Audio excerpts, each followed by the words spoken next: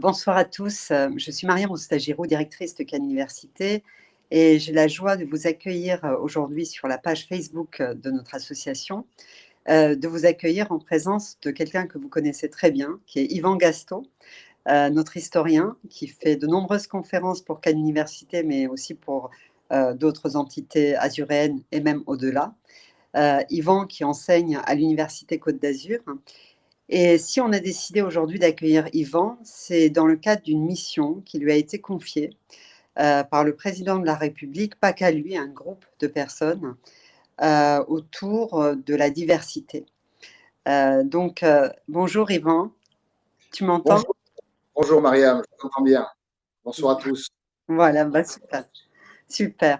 Alors Yvan, moi je vais dire en deux mots hein, la mission, mais je te laisserai peut-être développer davantage, sachant qu'on va rester sur la méthode et euh, sur des points qui relèvent un peu de l'histoire et en lien avec la diversité.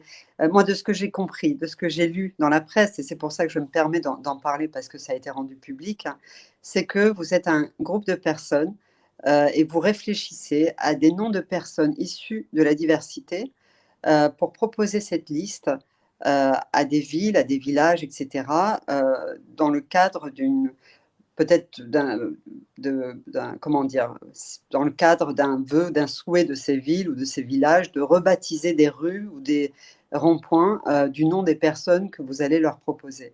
Est-ce que j'ai bien résumé la chose? Peut-être que tu peux donner encore plus d'informations sur le sujet. Oui, Mariam, tu as bien résumé la chose. C'est un projet du président de la République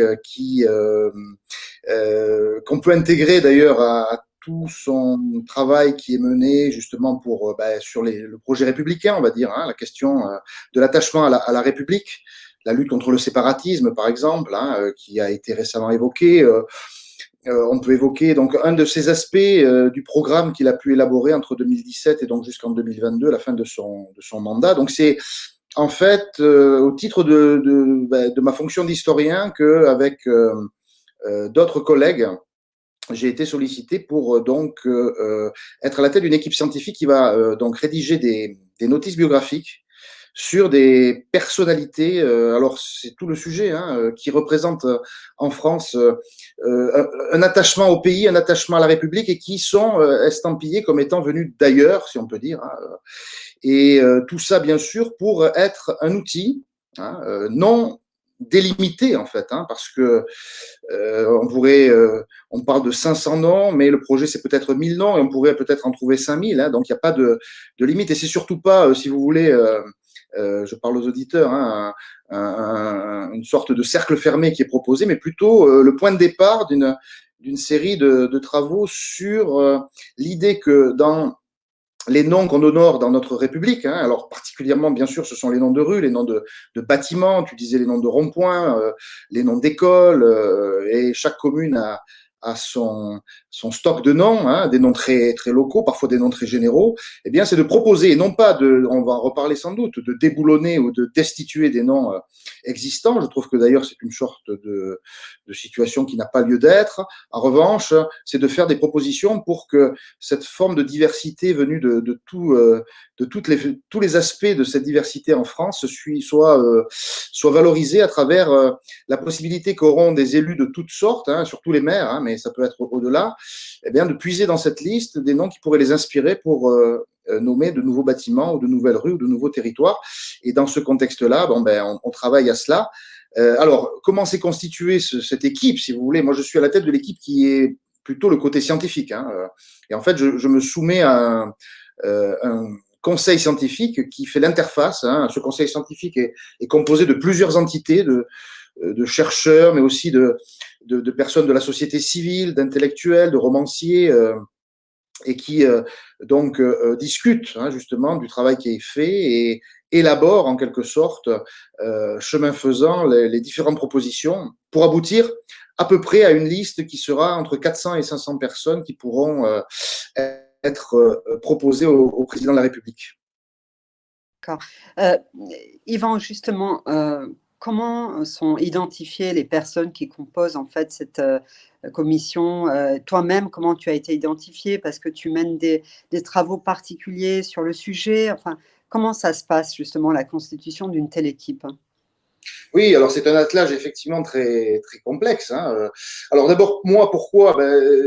Vous me connaissez à Cannes Université pour être historien, comme tu l'as dit très bien, Mariam, depuis bien, bien des années. Mes thématiques, on a compris, sont liées à l'histoire contemporaine de manière assez large. Et j'ai une spécificité qui est de travailler beaucoup sur les questions de diversité, de migration, d'interculturel dans différentes époques.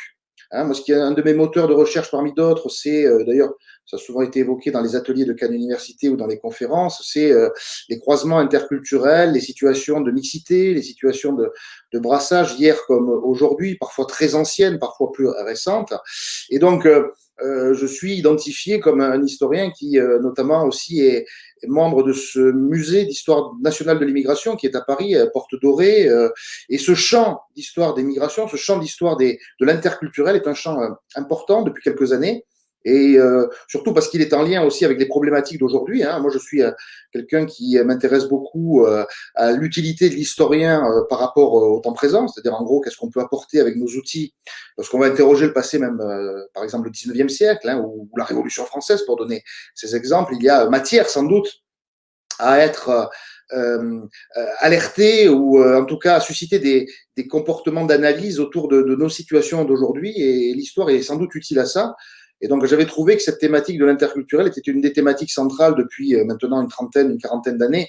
La France et la République se posent la question de sa composition. Hein, il y a eu quelques colloques au début, dans les années 90, on disait composition française, hein, avec une forme de relation à l'école quand on faisait nous-mêmes des compositions françaises, mais aussi qu'est-ce qui compose la France, hein. Et si vous avez écouté notamment le discours présidentiel, il y a eu cette vocation de considérer que, notamment lorsqu'il s'est adressé là, il y a une dizaine de jours aux jeunes sur le site internet Brut, où il a bien montré que son souci, c'était justement de restituer un patrimoine de la diversité qui semble indispensable aujourd'hui à notre République. Hein, un patrimoine d'une diversité qui est effectivement très, très large. Et d'autre part, l'autre aspect, c'est que moi, je me suis beaucoup intéressé au parcours de vie, aux biographies, aux itinéraires migratoires qui me semblent intéressants à analyser. J'ai, comme d'autres, hein, beaucoup travaillé sur des parcours d'excellence, on pourrait dire, en matière de, alors je ne sais pas quel terme employer, hein, immigration, intégration, diversité. Comment est-ce que la France a été, si on prend par exemple Marie Curie, hein, pour vous donner un exemple tout à fait emblématique, hein, eh bien, on a dans l'histoire de France bien des parcours de mouvement, de mobilité, qui sont des parcours qui disent beaucoup de choses, et en particulier de parcours de personnes qui se sont attachées à donner à la France leurs compétences, hein, qu'elles soient scientifiques, qu'elles soient politiques, qu'elles soient artistiques, qu'elles soient littéraires, qu'elles soient sportives. Hein. Il y a tout un ensemble de compétences que la France dont la France a bénéficié par rapport à ces parcours. Et donc, les parcours d'excellence sont des éléments qui racontent, bien sûr, l'histoire de France à travers les biographies. Et puis, il y a aussi des parcours de personnes moins connues, on pourrait même dire des inconnus, qui typiquement, moi je trouve ça tout à fait intéressant, sont peu connus du grand public, mais qui aussi racontent des histoires parce qu'elles ont des trajectoires particulières. On le sait, les parcours de diversité sont des parcours exceptionnels, je dirais, par leur spécificité. Hein. Et on peut aussi réfléchir avec des groupes, mais il y a des parcours exceptionnels.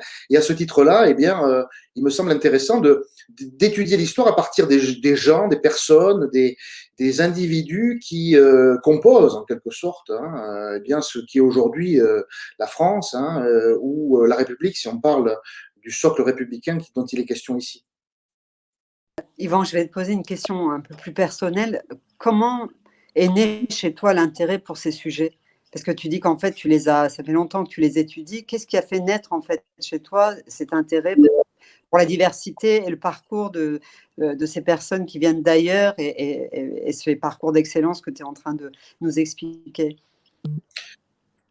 Alors, on pourrait considérer, Mariam, qu'il y a deux éléments qui pourraient expliquer ça, hein, cet intérêt, parce que tu as tout à fait raison. Hein, un historien, et je dirais un chercheur, hein, parle toujours de quelque part, et il a toujours des éléments personnels à faire valoir, ce qui montre bien qu'il y a un côté presque un peu subjectif aussi dans les choix des thématiques que l'on explore. Hein. Parfois, c'est une évidence absolue. Hein. On a eu à Cannes un historien récemment décédé, Daniel Cordier, qui était un historien de lui-même, en fait, puisqu'il avait raconté toute son histoire pendant la résistance, pendant la Seconde Guerre mondiale, et il était historien lui-même. Mais on peut être aussi, vous voyez, descendant de migration, par exemple migration arménienne, migration italienne, et faire le travail autour de ces migrations. Il y a un très bon exemple en France, c'était Pierre Milza. Pierre Milza était un historien qui était d'origine italienne et qui a beaucoup travaillé, qui a travaillé toute sa carrière sur l'histoire de l'immigration italienne, hein, avec notamment un fameux ouvrage qui s'appelle Voyage en Ritalie, hein, chez les Rital, hein, en retournant le stéréotype, hein, où effectivement on a des éléments personnels à faire valoir, et c'est absolument pas, je dirais, critiquable, au contraire. Il peut y avoir une sensibilité qui va jouer autour de ça.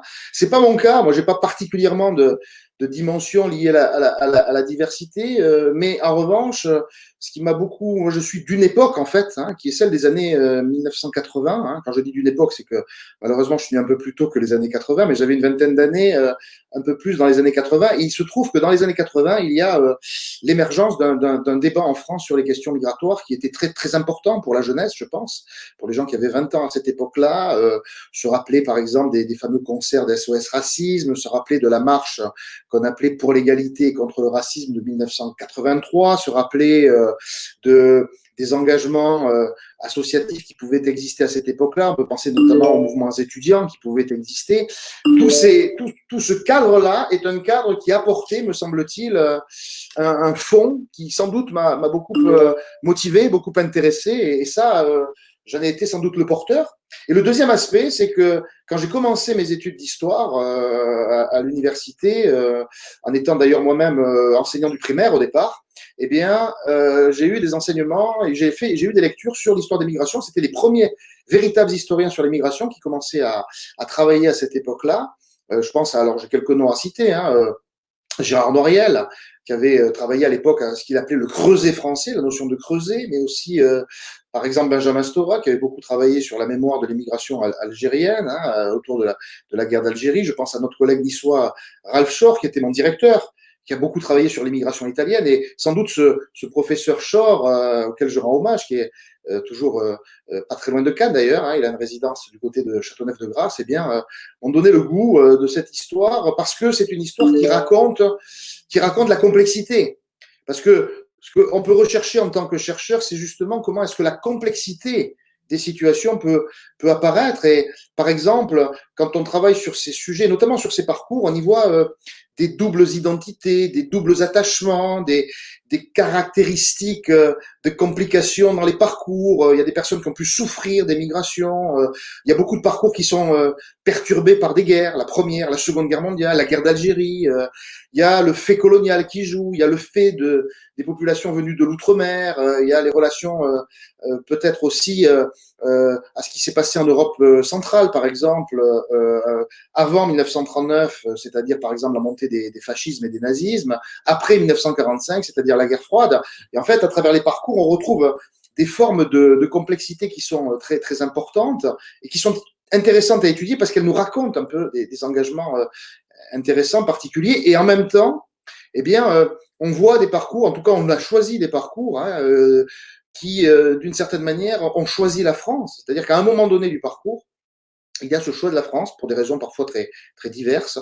Et ce choix de la France, il peut être de différentes manières. Hein, obtenir une distinction, remporter une médaille d'or aux Jeux Olympiques, écrire un ouvrage d'attachement, produire une musique, produire une chanson, produire un film, être engagé dans telle ou telle action, avoir une action politique. Vous voyez, tous ces éléments-là que l'on rassemble nous permettent et on ressort avec un peu d'optimisme hein, de ces parcours parce que, bon, évidemment, on a tendance à ne pas prendre des parcours qui ont dérivé, hein, bien entendu. Hein. Ça, c'est peut-être l'élément qu'il faut mettre en avant, c'est que quand évidemment, on veut donner des noms de rues et des noms de places, il y a des parcours qu'il faut laisser de côté. Ça ne veut pas dire que les historiens ne s'y intéressent pas.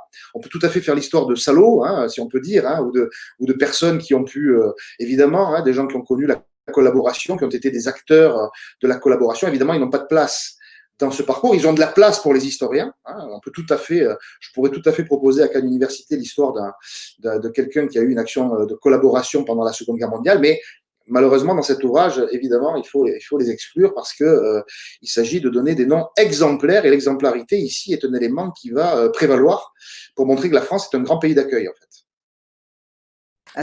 Tout à l'heure, avant, on était en préparation, Yvan, et puis je te disais un peu ma vision des choses, mais j'aimerais vraiment avoir ton explication et ta vision à toi. C'est vrai que tu parlais de ces années 80. Moi, Ouais. je me rappelle de cette marche, mais j'étais très jeune. Je me souviens de ce mouvement Touche pas à mon pote. C'était festif, en tout cas vu de l'extérieur, vu de mon niveau à moi, c'était festif. On sentait une volonté d'intégration, les jeunes filles voulaient être libres. Enfin, il y avait tout ce mouvement-là. Aujourd'hui, des années plus tard, quand je regarde la situation, moi, en tout cas à mon niveau, j'ai ce sentiment que les gens sont plutôt réfugient plus dans leur communauté, dans leur religion. Est-ce que c'est aussi un mouvement que tu as pu constater et comment on peut expliquer ça? Où est-ce qu'il y a eu un échec pour qu'on en arrive là? Ah, c'est une question fondamentale que tu poses, Mariam, parce que, bon, bien entendu, ça fait appel à l'histoire, hein, puisque tu invites là à une comparaison à travers le temps. Et en plus, toi comme moi, on a vécu ces périodes de manière très différente, mais on a des balises. Hein, et alors, à la limite, je commencerai par répondre par une réponse d'historien.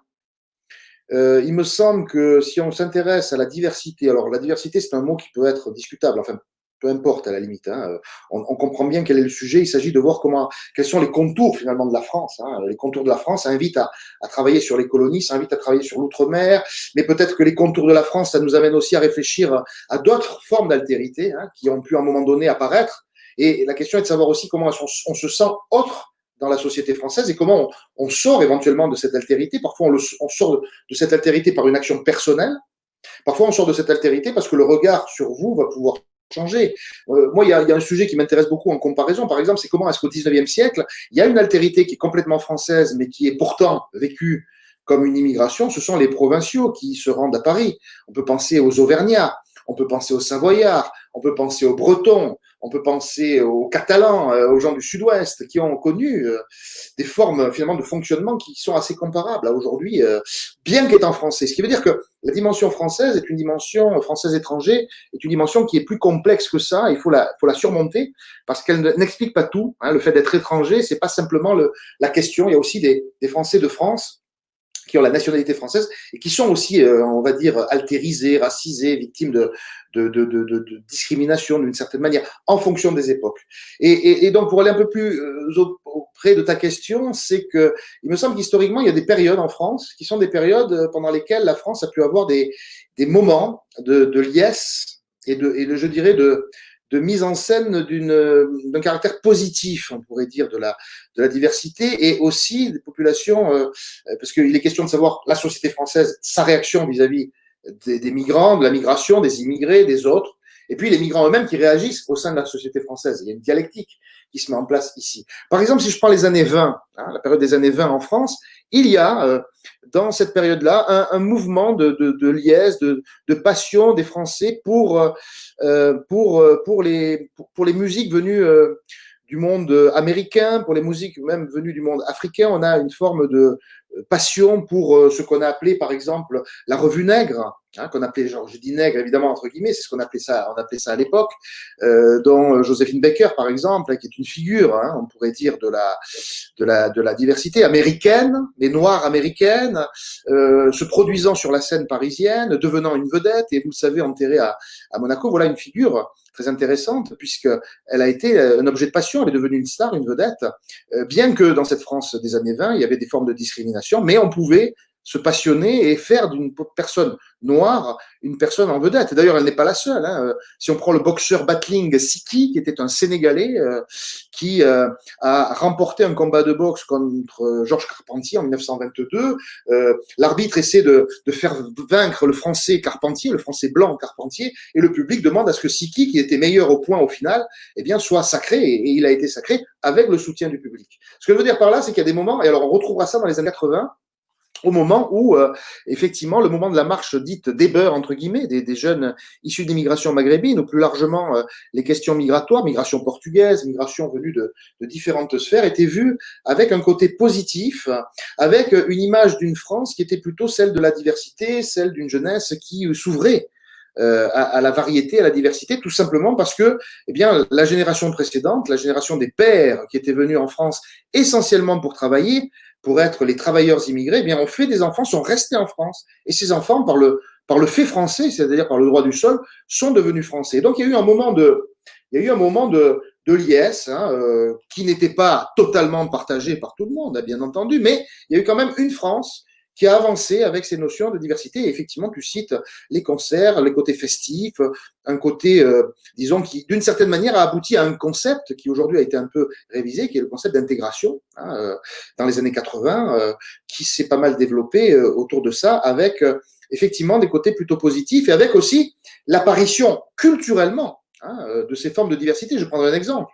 Hein, les musiques du monde. Hein, par exemple, on a beaucoup écouté les musiques du monde, c'est-à-dire la passion qu'on a pu avoir dans les années 80. Alors autant, par exemple, si je prends le cas musical, on s'est passionné pour le jazz dans la France des années 20, jazz, musique de noirs américains, hein, au départ. Hein, et puis, on s'est passionné dans les années 80 pour les musiques du monde. Alors, Johnny Clegg, le rail, toutes ces compositions musicales qui ouvraient la porte, en quelque sorte, à la diversité. Et finalement, la société française a connu, bien qu'on était en crise économique, bien qu'il y avait des formes aussi de rejet qui existaient dans la société française, a connu cette image plutôt positive qui s'est manifestée, donc notamment par la marche de 1983 pour l'égalité. Je le rappelle simplement, c'est lorsque des jeunes issus d'immigration ont voulu alerter l'opinion publique sur leur présence en France et sur la discrimination dont ils étaient victimes, bien qu'étant français, et ils ont marché pacifiquement de Marseille à Paris et ont été reçus le 3 décembre 1983 à l'Élysée par le président Mitterrand pour montrer symboliquement son soutien à cette manifestation. Sportivement, ça a été la victoire de 98 à la Coupe du Monde, où on a eu des discours extraordinaires sur la diversité. Et alors, ta question, elle est aujourd'hui. Hein, elle est aujourd'hui, c'est-à-dire, est-ce qu'on a régressé sur ce sujet? Est-ce qu'on aurait vécu des périodes favorables à un discours sur la mixité, à un moment où cette mixité est devenue a sonné comme une forme d'évidence, alors que dans les années 60-70, c'était pas une évidence du tout. Et est-ce qu'on serait en train de revenir en arrière? C'est une vraie question. Hein. Je considère effectivement que c'est difficile de trancher en ayant une opinion totalement, je dirais, totalement aboutie. Ce que l'on peut dire, effectivement, c'est qu'il y a, dans cette idée d'intégration, il y a eu stagnation. Hein. Il y a eu stagnation et ce concept d'intégration, finalement, a été repoussé au début des années 2010, au moment, par exemple, du quinquennat de François Hollande, en 2013, lorsque on a, d'une certaine manière, commémoré les 30 ans de la marche pour l'égalité, avec une certaine morosité, eh bien, il y a eu deux domaines complètement différents qui se sont mobilisés contre la notion d'intégration. D'abord, les jeunes personnes, les Français issus de l'immigration, ayant grandi hein, depuis des années et considérant qu'ils sont toujours à devoir demander l'intégration alors que cette intégration devrait être actée et que donc il y aurait toujours cette injonction à demander l'intégration de personnes qui ne seraient pas dans le cadre prédéfini de la nation française, c'est-à-dire on peut parler par exemple des Français musulmans, on peut parler par exemple des Roms, on peut parler d'autres Français qui ne sont pas complètement considérés comme des Français, qui sont toujours enjoints de devoir s'intégrer, même s'ils le sont de leur fait. Et bien entendu, c'est posé la question de l'islam à ce moment-là et de la radicalisation hein, de l'islam dans ces années 90, 2000, 2010. Et puis de notre côté, d'autres courants qui disaient au contraire que l'intégration ne marchait pas parce que les personnes issues de l'immigration n'étaient pas en mesure de s'intégrer. Et donc ces deux discours antinomiques ont d'une certaine manière pilonné le terme d'intégration qui aujourd'hui est un peu plombé par ces situations. Et il me semble que ça dénote effectivement une société qui s'est sans doute crispée de deux manières, c'est-à-dire la société française qui a du mal à se projeter dans l'avenir vis-à-vis de cette situation-là. Et je dirais même que c'est la société européenne, plus largement. Hein, c'est-à-dire finalement de trouver les moyens de ce qu'on appelait à un moment le vivre ensemble. Aujourd'hui, on dit diversité. Au niveau des instances, on parle de société inclusive. Donc, il y a beaucoup de termes qui vont dans ce sens-là. Et il me semble qu'effectivement, on est plutôt dans un moment où, même si les choses avancent, peut-être avec certains indicateurs, on peut voir que les choses avancent.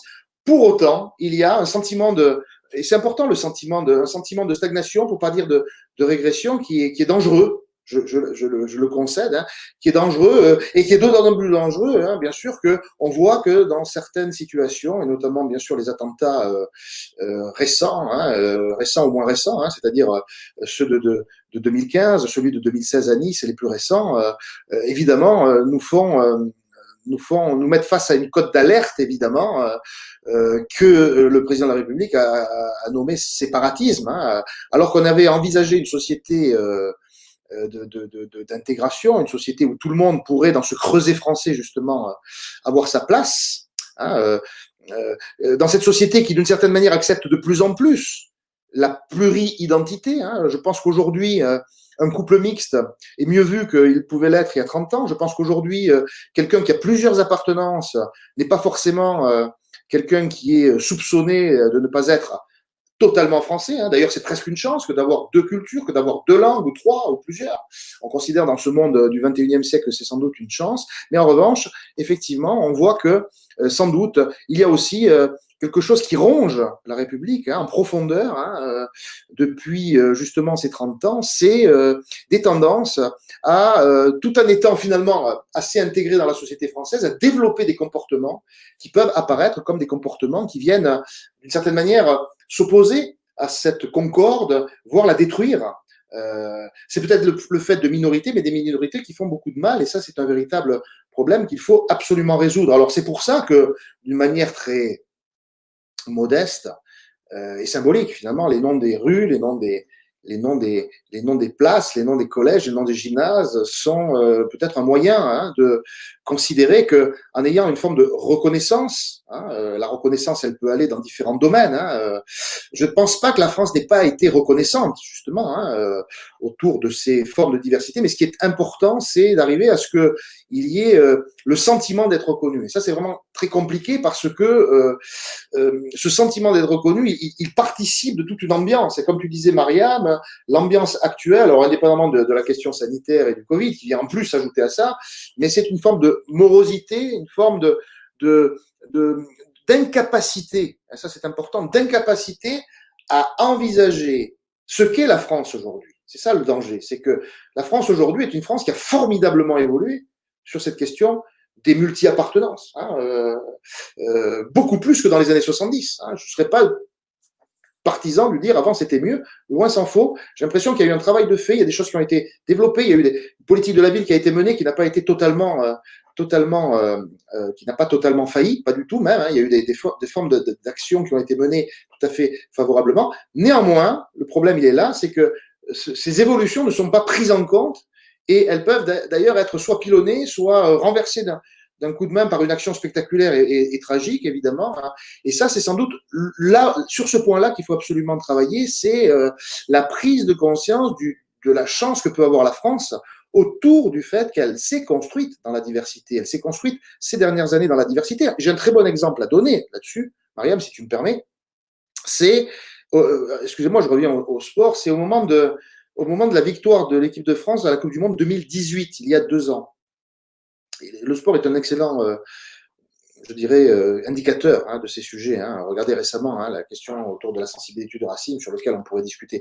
Mais en 2018, il y a eu ce fameux, c'est une anecdote, hein, mais qui me semble tout à fait intéressante. En 98, quand la France avait gagné, on avait mobilisé toutes les identités des joueurs. On avait parlé de Zidane, l'Algérien, de Saïd, le Ghanéen.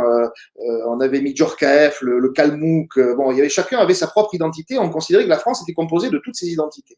En 2018, il semble que 20 ans après, les choses ont un petit peu changé puisqu'il y a eu un tweet ou en tout cas une présentation sur un site internet de l'équipe de France dans toute sa diversité où on mettait tous les joueurs de l'équipe de France avec leurs origines parentales. Et un des joueurs de l'équipe de France, Benjamin Mendy, a renversé cette présentation, a enlevé tous les drapeaux qui avaient été mis pour montrer que la France était issue de différents pays et elle n'avait mis que des drapeaux français en fait.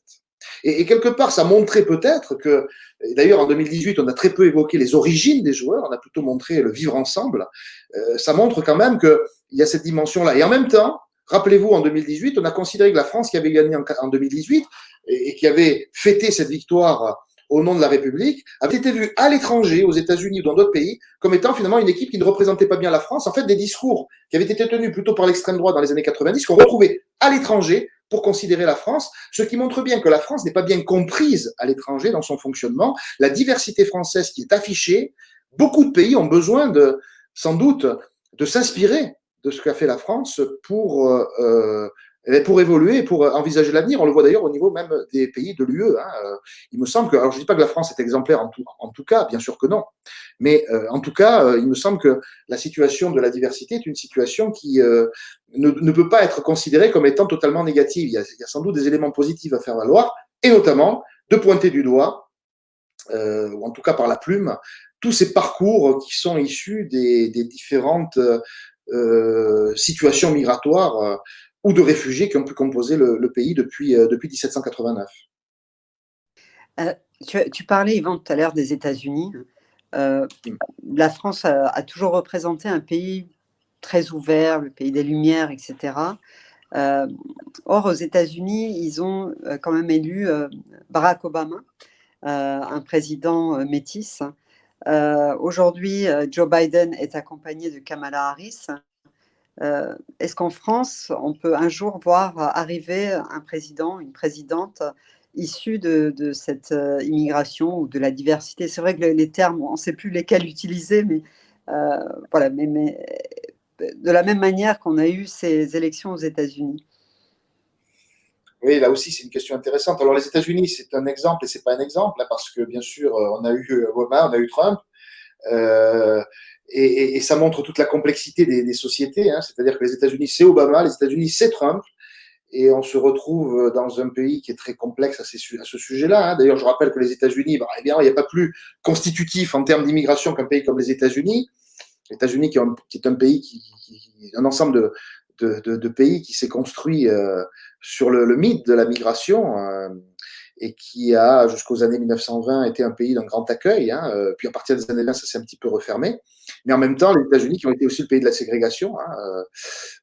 Le pays est encore complètement traversé, on l'a vu très récemment, par ces sujets.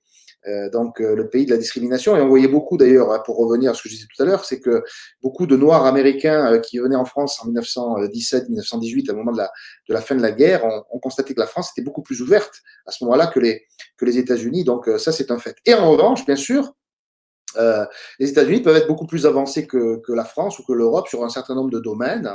La possibilité, oui, d'avoir un président noir, si on peut dire, la possibilité de faire accéder aux postes aux plus hautes responsabilités cette dimension issue de la diversité, malgré les formes d'ostracisme et de discrimination. C'est sans doute une des qualités des États-Unis, qualité que nous n'avons pas autant en France, c'est vrai.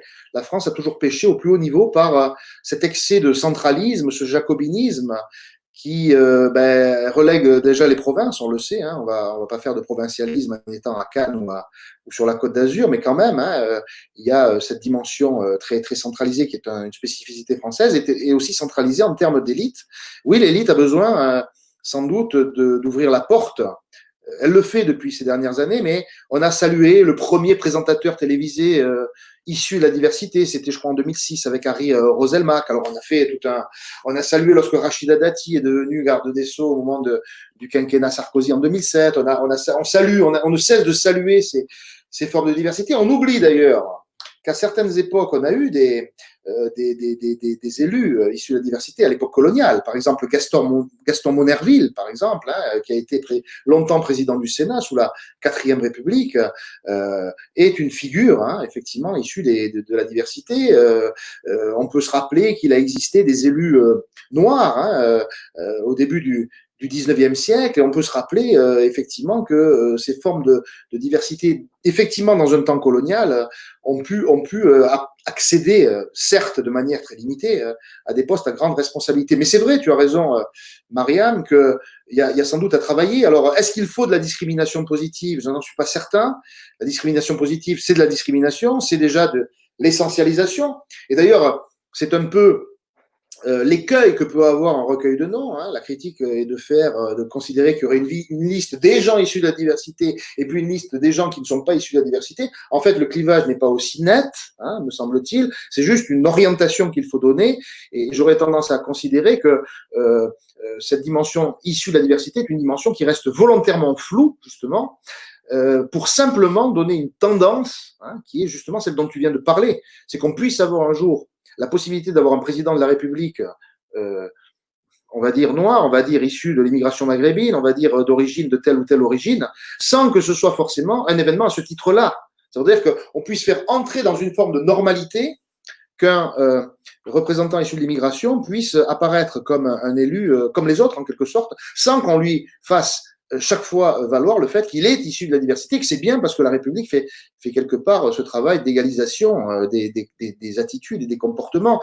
Ça, c'est sans doute le temps d'après. Hein. Il faut peut-être passer par ces moments de positionnement, mais c'est sans doute le but. D'ailleurs, comme dans le cinéma, comme dans le théâtre, hein, est-ce qu'on peut avoir des acteurs noirs qui jouent des rôles de blancs, par exemple, hein? Est-ce qu'on peut avoir des blancs qui jouent des rôles de noirs? Est-ce qu'on peut avoir des situations qui permettent de dépasser la catégorie dans laquelle on est cantonné lorsqu'on est issu de la diversité? Donc, la France a du travail à faire là-dessus. Elle a déjà commencé ce travail, hein, me semble-t-il. Ce travail est déjà enclenché. D'ailleurs, on pourrait opposer le fait qu'il y a déjà des noms de rues, des noms de collèges dans les listes qu'on va établir. Il y a déjà des noms qui figurent dans des rues, dans des espaces, parce que les parcours exemplaires ont été identifiés. Mais il y a aussi des anonymes, enfin, quand je dis des anonymes, des gens moins connus dans un certain espace, une ville, un quartier, etc., qui a pu avoir un très beau comportement, une attitude tout à fait positive et qu'il faudra aussi valoriser. Donc, je pense, pour répondre à ta question, que oui, la France a sans doute pas mal de travail à faire autour de ce sujet. Peut-être que l'Europe aussi, on pourrait dire, hein,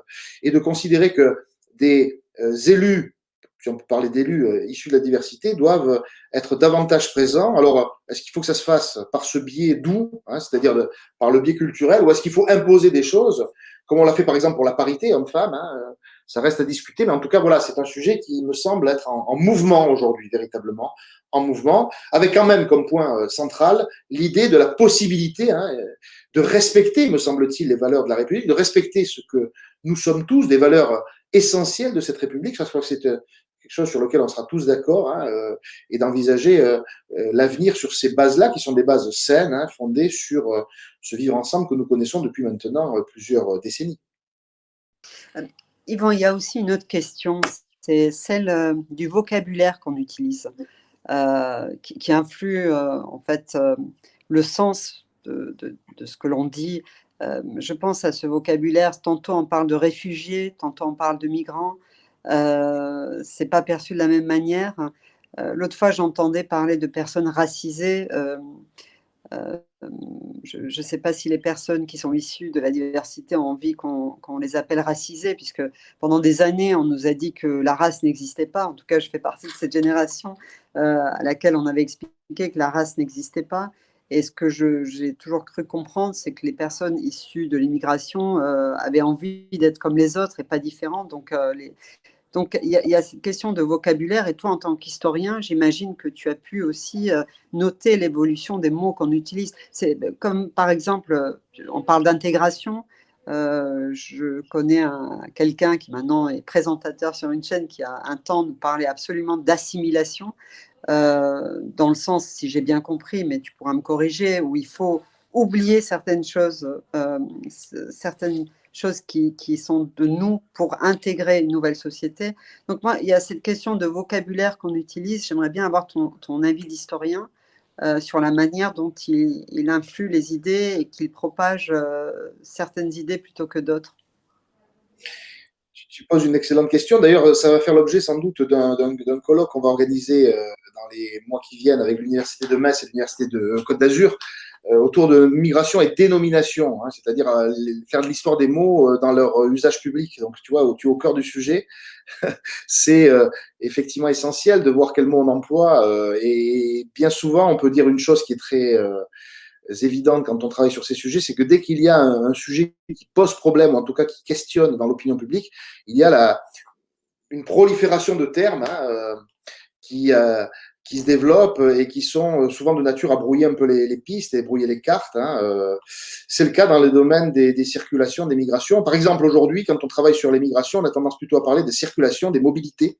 C'est des mots qui sont scientifiquement plus valides aujourd'hui que tout simplement migration, parce qu'on considère davantage que la migration aujourd'hui n'est pas un départ d'un point A vers un point B, ce qui peut arriver bien sûr, mais qui est plutôt de l'ordre de multiples mouvements. Hein. Et du coup, on intègre davantage la notion de mobilité, la notion de circulation, qui d'ailleurs sont des circulations de différents types. Hein. Ça, c'est un premier élément. Donc déjà, se poser la question de comment nommer les personnes qui se déplacent. Hein. Et jusqu'à quel niveau on peut parler de migration. Hein. Est-ce que les Européens qui s'installent au Maghreb en 1850, s'installant par exemple en Algérie, lorsqu'on parle des Français qui s'installent à la même période aux États-Unis, en Californie ou ailleurs, est-ce que ce sont des migrants?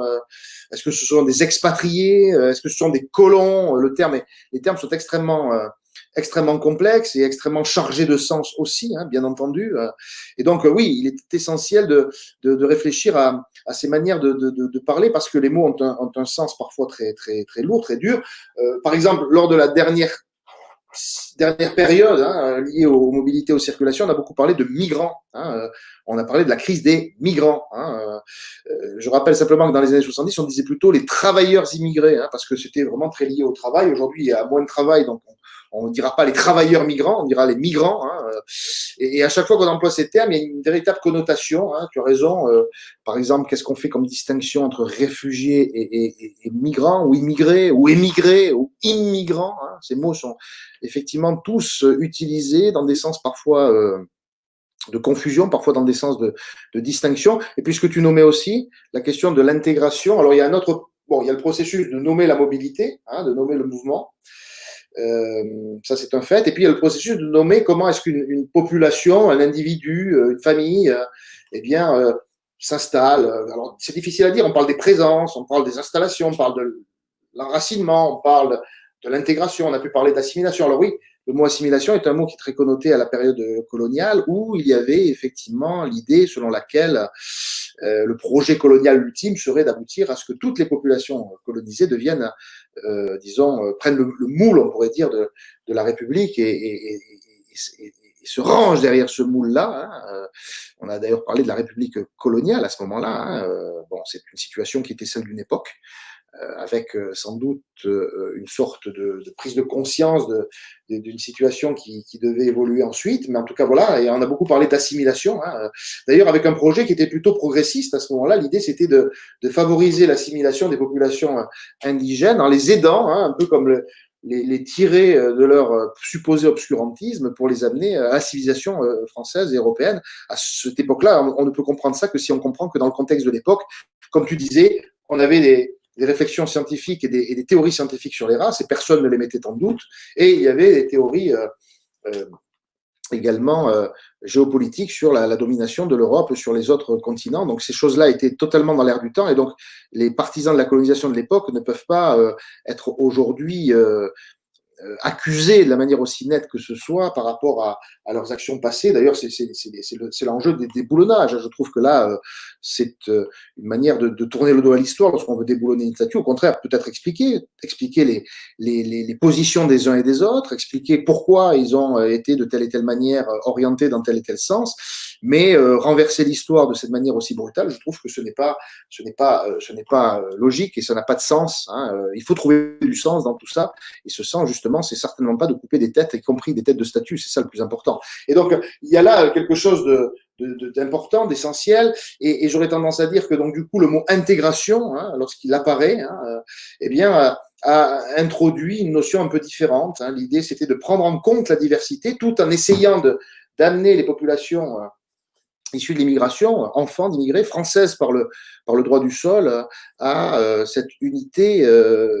Et c'est dans ce sens, me semble-t-il, qu'on a sans doute évolué, peut-être avec des excès dans un certain domaine et des excès dans l'autre. C'est que dans ce processus qui s'est enclenché derrière ce mot d'intégration, hein, qui plus tard a été peut-être ces derniers temps remplacé par vivre ensemble ou par diversité en fait. Hein. Vous voyez que finalement on décrit les mêmes processus, mais ils ont des noms différents parce que ces mots, ces appellations fonctionnent comme des modes en quelque sorte.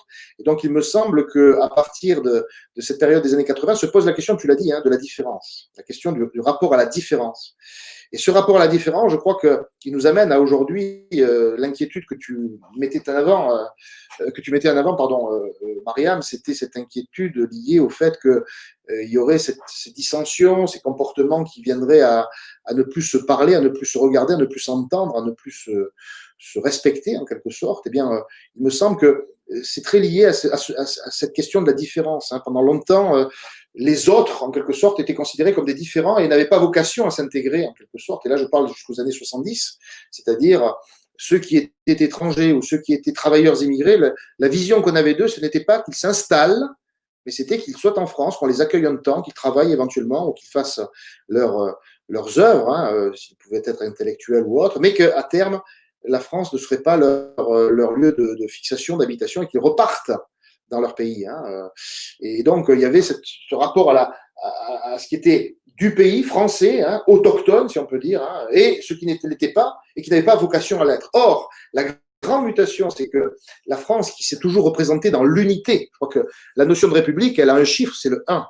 Hein, depuis 1789, mais surtout depuis 1870, lorsque la République s'est assise hein, à la tête de l'État, c'est le fantasme de l'un, de l'unité, toujours questionner cette unité par l'affaire Dreyfus, par exemple, hein, dans les années 1890, 94, 95 et les années suivantes, par la Seconde Guerre mondiale, par la guerre d'Algérie, par les questions liées à l'immigration. Donc, on a toujours été questionné dans cette idée qui fait la France, en quelque sorte, d'être toujours dans l'unité et cette volonté de l'être tout le temps, qui est une volonté, à mon sens, très, très valeureuse, hein, mais qui est questionnée par, justement, les tendances à la diversité. Et c'est tout l'équilibre qu'il faut avoir, hein, comme tu disais tout à l'heure, c'est que à un moment donné, donc, lorsqu'on voulait militer en faveur des migrants dans les années 60 et 70, les associations antiracistes prônaient ce qu'on appelait le droit à la différence. Pourquoi? Parce que la France ne prenait pas du tout en compte les cultures, les sous-cultures, si on pourrait dire, ou les cultures underground des migrants ou des populations. Par exemple, qu'est-ce qu'on connaissait des travailleurs portugais en France? Qu'est-ce qu'on connaissait des travailleurs italiens? Qu'est-ce qu'on connaissait des travailleurs arabes, si ce n'est qui venaient pour travailler et qui vivaient dans leurs espaces confinés, hein, les bidonvilles ou les foyers. Donc, ils n'existaient pas parce que, en fait, que ce soit de leur fait à eux ou du fait de la société, on ne les envisageait pas parce qu'ils n'étaient pas considérés comme étant à vocation à devenir, à s'installer en France. Et donc, on prônait le droit à la différence pour défendre le fait qu'un tout petit peu les migrants puissent évoquer leur culture, leur langue, qu'est-ce qu'ils écoutent comme musique, qu'est-ce qu'ils lisent comme livre, quels sont leurs... Bon.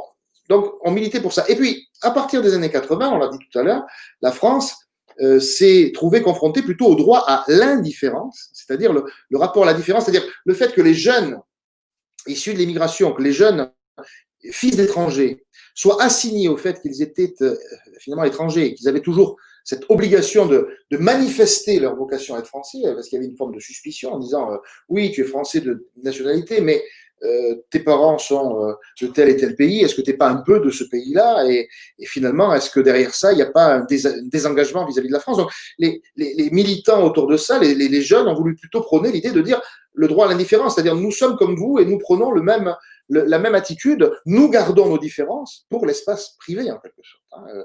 Et le problème aujourd'hui, et peut-être de ce droit à l'indifférence, c'est qu'à un moment donné, compte tenu de certaines évolutions et de compte tenu de certains engagements, c'est que justement ce droit à l'indifférence est un peu lézardé en quelque sorte pour faire apparaître aujourd'hui des formes de différence qui sont des formes effectivement que on appelle aujourd'hui séparatisme et qui pourraient mettre en péril la République, parce que justement, cette notion d'unité, seulement par quelques-uns, hein, on est bien d'accord, hein, mais quelques-uns qui font beaucoup de mal, eh bien, est mise en question, parce que justement, l'impression que ça donne, c'est l'impression d'un... Alors, certains, on peut appeler ça de manière abusive les territoires perdus de la République. D'autres vont considérer effectivement qu'on va s'intéresser à ceux qui partent faire la djihad, qui partent de la djihad de France et qui vont se retrouver en quelque sorte voilà, dans des situations de, comment dire, en porte-à-faux complètement avec les valeurs républicaines. Donc, à mon avis, c'est ces travers-là dont il faut se prémunir, mais qui sont des travers qui, on a tendance à ne pas le voir, ne représentent qu'une infime, me semble-t-il, partie de la population française, et on voit peu ceux qui sont des acteurs justement de cette diversité, qui font de cette diversité, qui essaient de transformer cette diversité en chance. Moi, je pense que la France d'aujourd'hui est une France qui doit faire justement valoriser toutes ces appartenances. Et quelqu'un qui aujourd'hui a plusieurs identités, je pense qu'il est beaucoup plus à même, enfin en tout cas, il devrait être beaucoup plus à même de les mettre en valeur, de les exprimer, tout en ayant quand même, bien entendu, acter le fait qu'il est en République et que la République, c'est tout un ensemble de règles qui sont assez simples à comprendre et qu'il faut respecter. Mais au-delà de ça, une fois que ces règles sont d'une certaine manière actées et comprises, exprimer le fait qu'on soit d'origine un tel ou un tel, je crois que c'est quelque chose qui aujourd'hui est beaucoup plus acceptable que ça pouvait l'être il y a 30 ou 40 ans. Donc il y a quand même des ferments d'éléments positifs, mais évidemment, tout en se tenant à distance de tout ce qui peut entraîner la République dans un fossé, en quelque sorte, qui serait le fossé du séparatisme. Yvan, une dernière question. Et d'ailleurs, avant de te la poser, je me dis que notre échange me fait penser à un livre d'Amin Maalouf, Les identités meurtrières, dans lequel Amin Maalouf ne veut pas choisir entre ces deux identités libanaise et française, ce qui est d'ailleurs très bien, parce que justement, c'est cette double culture qui fait toute la richesse, pas que de lui, mais de tas d'autres gens.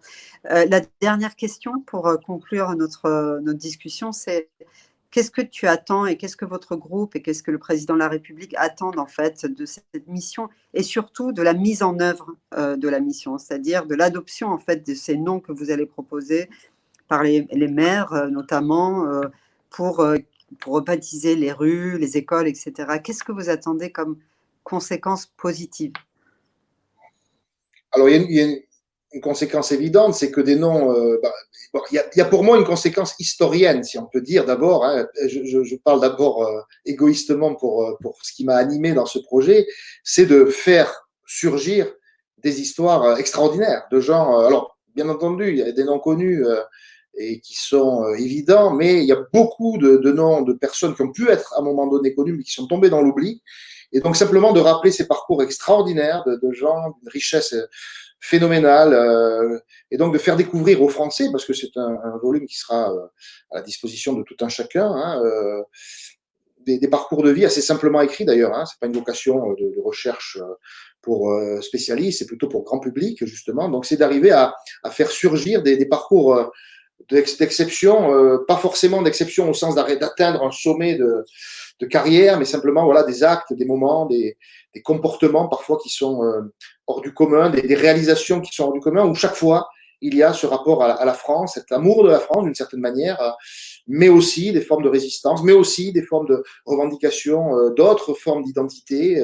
Et c'est ce mixte qui est intéressant ici, hein, en montrant justement hormis les parcours justement qui posent problème et qui sont aux marges, hein, beaucoup de situations qui nous racontent la grande histoire en fait, hein, par ces biographies, avec évidemment des périodes différentes balayées par tous ces parcours. Hein. Donc on retrouve bon, bien sûr les moments forts, hein, la guerre, les guerres, les épisodes douloureux ou au contraire glorieux de la France qui sont vus à l'aune de ces personnages, de ces personnalités.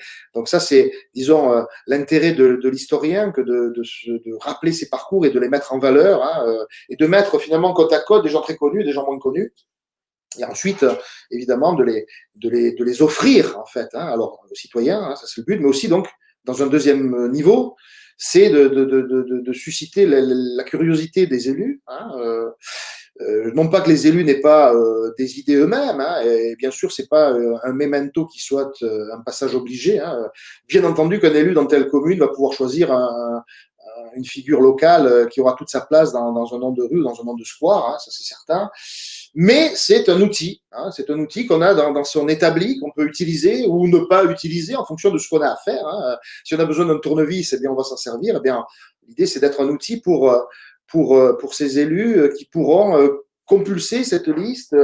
Alors il y aura des index, hein, et voir si tel ou tel nom peut être conforme à l'ambition qui est le sien, ou de puiser dans cette liste comme une sorte de trésor, on pourrait dire, hein, avec l'idée que les parcours sont effectivement très très larges, hein, et qui correspondent à de multiples entités liées à la diversité. Donc c'est cette ambition-là. Et puis il y a peut-être un troisième niveau, hein, justement, c'est que ça puisse, comme je vous l'ai dit, aider à la lutte contre le séparatisme, hein, aider à la lutte contre très modestement, je vous l'accorde, hein, les historiens, les chercheurs sont souvent un peu démunis. Hein. Quand on entend un attentat, on ne sait plus quoi faire, c'est vrai, je vous l'accorde. Hein. Quand on voit des fois des drames, on se dit que ce travail ne sert à rien, on est parfois un peu découragé, mais on reprend son bâton de pèlerin, on pourrait dire, et on peut espérer effectivement que ces que ce recueil, et puis d'autres sans doute viendront après. Hein, je vous l'ai dit, l'idée c'est de ne pas se limiter. Hein. Il y a une très belle expérience d'ailleurs qui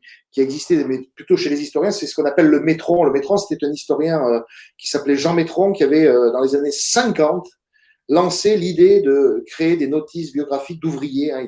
Et donc, depuis les années 50, certains lui ont succédé. Il y a des milliers de notices sur un site internet, le Métron, qui racontent la vie de militants ouvriers. Alors, on ne va pas faire des milliers de fiches, mais en tout cas, c'est un peu cette idée de valoriser des parcours. Et donc, du coup, le troisième niveau, c'est ce que je disais, c'est d'être peut-être de participer à l'idée de cimenter toutes les composantes de la société française autour de noms référentiels. Hein. Les noms peuvent être fédérateurs, les parcours de vie peuvent être fédérateurs. Je suis persuadé, ça c'est sans doute, ça doit être aussi accompagné, que raconter l'histoire, je sais pas moi, d'un résistant pendant la Seconde Guerre mondiale, raconter l'histoire de quelqu'un qui s'est engagé dans la Légion étrangère en 1914, raconter l'histoire d'un Turco qui s'est mobilisé pour la France en 70, raconter l'histoire d'un chanteur issu de la diversité, peut être de nature à permettre à ceux qui vivent aujourd'hui, les jeunes en particulier, mais pas que les jeunes, eh bien de puiser là des parcours exemplaires dont on peut considérer qu'ils vont faire réfléchir et qu'ils vont un petit peu fabriquer du ciment qui nous semble nécessaire pour construire, pour bien vivre la France des années 2020 et peut-être 2030. Hein. Merci beaucoup, Yvan. Juste en 2 mots, quand est-ce que vous devez rendre votre copie? Alors, la copie doit être rendue fin janvier et il est théoriquement prévu que le président évoque ce sujet au moment du mois de mars, au moment du printemps, peut-être pendant la semaine contre le racisme, enfin je ne sais pas trop, mais ce sera sans doute vers le mois de mars qu'il y aura des nouvelles de ce projet.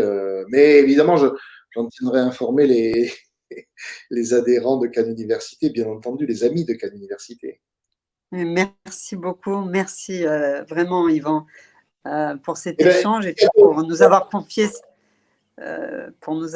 confié en fait ce que tu fais, enfin dans le cadre de cette mission, qui est particulièrement intéressante, surtout si elle permet en fait de faire de sorte que la diversité se trouve dans cette unité de la République. De toute façon, Yvan, on va se retrouver très vite, très bientôt. Et oui, dis. C'est déjà te remercier toi à titre personnel déjà, et puis aussi au nom peut-être d'autres collègues qui interviennent à Cannes Université pour ces quelques années passées ensemble au sein de l'association. Et je sais que ce sujet te tient à cœur aussi, comme il tient à cœur à beaucoup d'entre nous. Et je voulais te remercier pour toute l'action que tu as menée efficace, effectivement, au sein de Cannes Université ces dernières années. Et je sais qu'on va se retrouver bientôt pour d'autres aventures. Oui, merci vraiment beaucoup. Ça me touche énormément, Yvan. Et je pense aussi qu'on ne va pas du tout perdre le contact. On va même essayer de resserrer les liens, Yvan, par la suite. Et en tout cas, merci. On se retrouve. Et puis nous, on va se retrouver bientôt avec toutes les personnes qui suivent cette page Facebook de Cannes Université. Bonne soirée à tout le monde et bonne soirée, Yvan. Bonne soirée à tous. Bonne soirée.